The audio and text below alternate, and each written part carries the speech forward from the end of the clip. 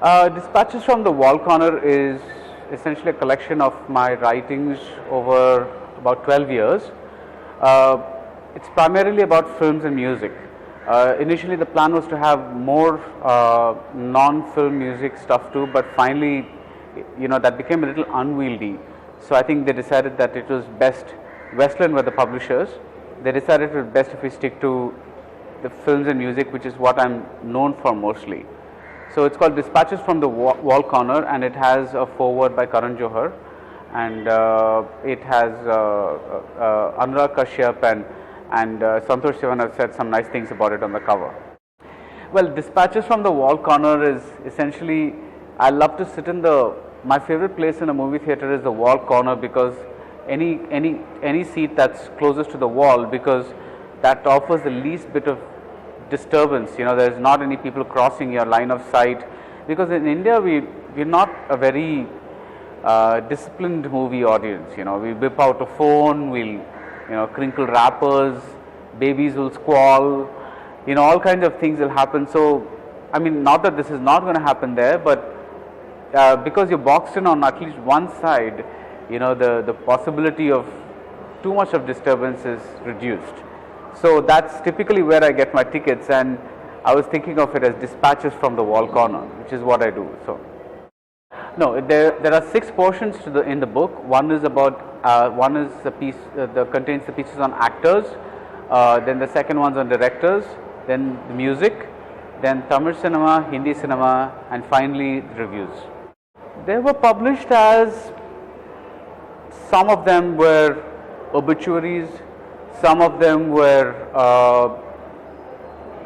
interviews, some of them were pieces that were published because somebody had done something, like for instance a Rajinikanth piece was published when Robo was being released, and somebody asked me to write a piece on the allure of the star, things like that. The Amitabh Bachchan piece came about when somebody asked me to review a book that a foreigner had written, a crazy foreign fan of Amitabh Bachchan, and that gave a really good lens with which to view both Amitabh Bachchan and the phenomenon of stardom, because it's not just an Indian fan but some foreign fan who wrote a book about trying to meet Amitabh Bachchan.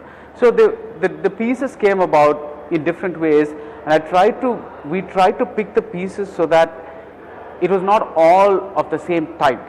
It was not all book reviews or obituaries or think pieces, or we tried to get in a mix of trying to get different angles with which to view a performer or a star.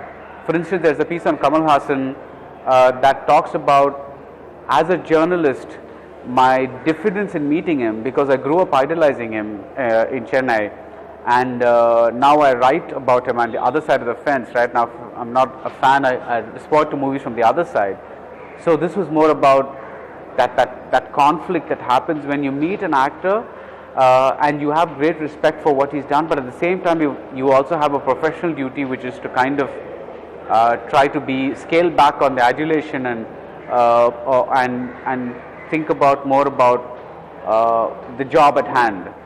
So there were different pieces that have different approaches to, because we all approach films and film stars in different ways. So this was an attempt to kind of look at all those ways. I don't think there is a divide. I think a reviewer is essentially somebody who enjoys films a little differently, because if you aren't the target audience for the film, you are not going to be able to write a proper review of it.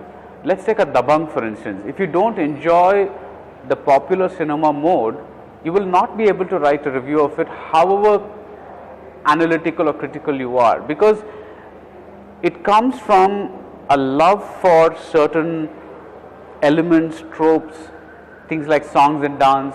You cannot say that you watch only Michael Haneke and therefore this is all for the masses and things like. You are part of the masses. So I don't think there's but the difference is that when the average person goes in, he's just out to have a good time, whereas when you go in, you're out to have a good time as well as try to understand why you're having a good time or why you're not having a good time, which is essentially what the review is. It's like, I'm having a good time, therefore the movie is working, why is it working? Or I'm not having a good time, therefore the movie is not working, so what is the problem with it?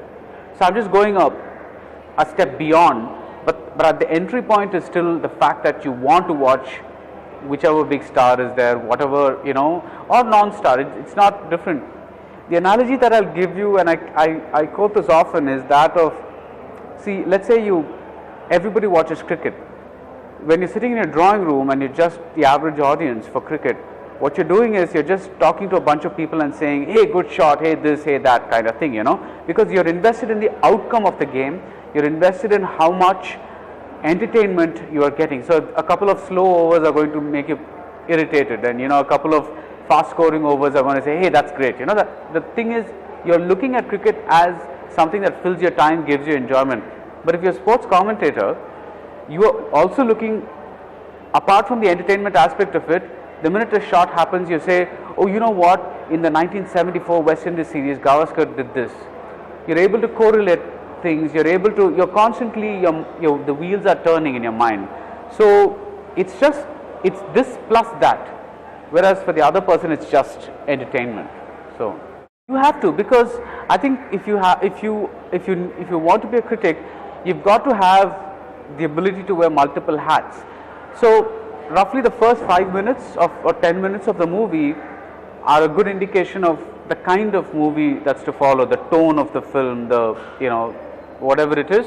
And once that's on, you just have to find a switch in you that reacts to that, and then slip into that mode, and then say whether the film works in that mode, as opposed to saying, I don't care for this mode and therefore the film is bad, which is really not fair to the film at all.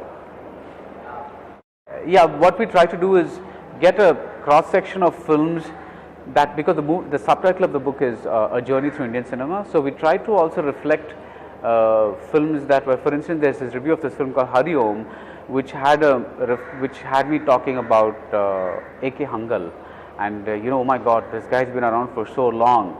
So I mean, that was an interesting thing to put in the movie, not just about the hit movies and things like that, but also, I mean, we try to cover the important directors and a representative film, but we also try to pick out reviews that talked about certain things. For instance, there was a Subhash Ghai review that talks about why he has changed his mode of filmmaking, because he used to be the circus ringmaster kind of entertainer, and now he wants to make all these NRI friendly films, which is not really his strength.